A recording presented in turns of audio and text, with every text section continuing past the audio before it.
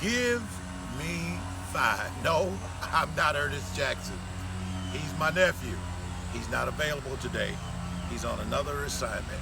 He's asked me to stand in for him, so I'll do the best that I can. He has been on an amazing journey through Daniel chapter 1.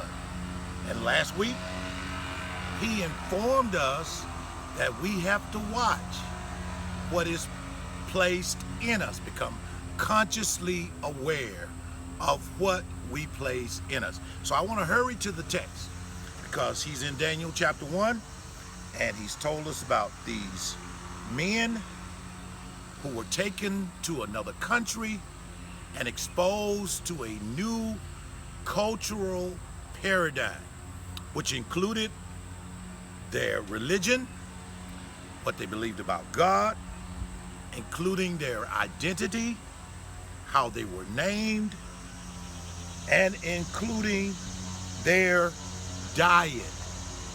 They had a special diet, or they were introduced to a new cultural paradigm as far as their diet is concerned.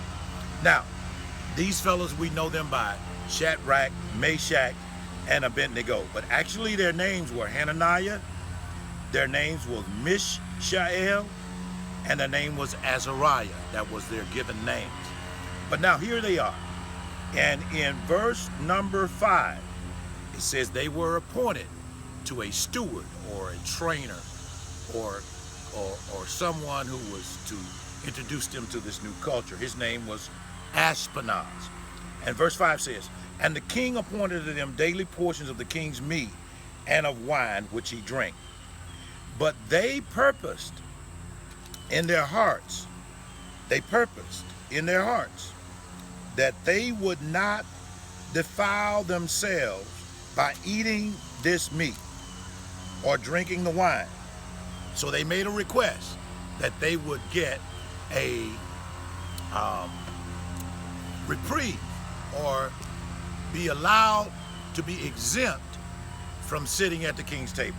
Now today's lesson that I want to talk to you about is God's awakening diet. And that comes out of this book here, right here, The Alkaline Herbal Medicine, Reverse Disease and Heal the Electric Body. The African Biomineral Balance supports the healthy expression of the African genome in all people. Now watch this. God's awakening diet. Life is sustained by the natural patterns of energy that interact to create what is called synergy. These patterns are a reflection of the natural order of energy that permeates every living thing. And I refer to this energy as God, the source, nature, in an attempt to encompass all views that recognize this order. We were once in tune with these natural patterns. However, blind consumerism encouraged us to mindlessly disregard synergies and pillage of our land for sake of profit. Industrialization, fueled by greed, gluttony, promotes a process and meat-centered diet that disturbs the natural patterns of Earth ecosystem. Now get this. The constant consumption of meat and processed food aids in the proliferation of diseases in the body and in the earth.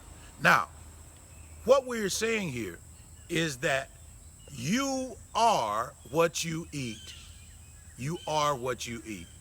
And I want to bring to your conscious awareness that the proliferation of the consumption of meat has caused an increase in diseases in our bodies, such as diabetes, such as high blood pressure, such as coronary heart disease, and all types of maladies.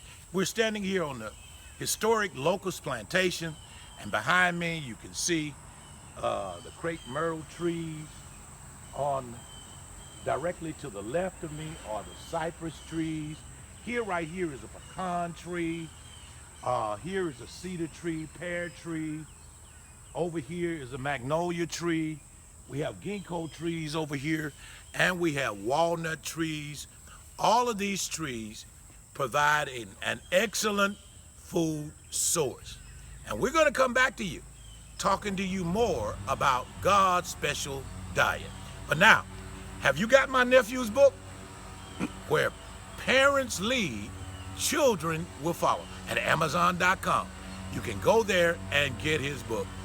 God's blessings to you. Be conscious of what you put in you. Thank you, and have a great day.